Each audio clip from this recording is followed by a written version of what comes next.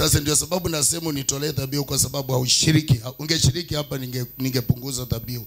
Biblia inasema juzi kile nabii atawaambia mfanye.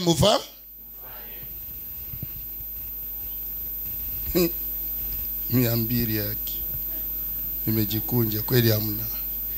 Wangapi wanataka mama aponywe? Simtolee dhabihu.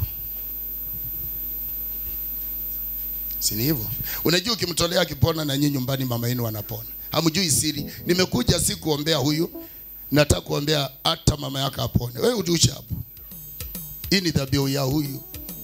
Lakini si dhabihu yake ya kwamba hata mama yangu nyumbani ni mgonjwa. Alafu ushike simu yako. Piga simu mwambie mama akuwe ready. Ama baba akuwe ready. Amekula nini huyo? Wewe umekula nini brother? Umekula nini? Huyo ni maziwa tu alikunywa asubuhi.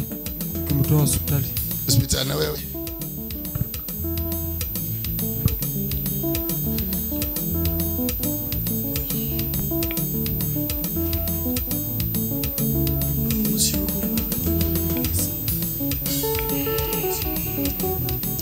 Nataka kuombea hawa. Na nataka unisikie. Nikiomba moto ukiwaka unasimama. Nikiomba moto ukiwaka unakula. Nikiomba moto ukiwaka unasimama.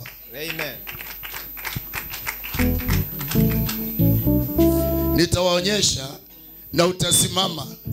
Utaona vile nilienda Kisii, watu wakaniangalia waone kama yule aliyekuwa mama 25 years kama hata tembea.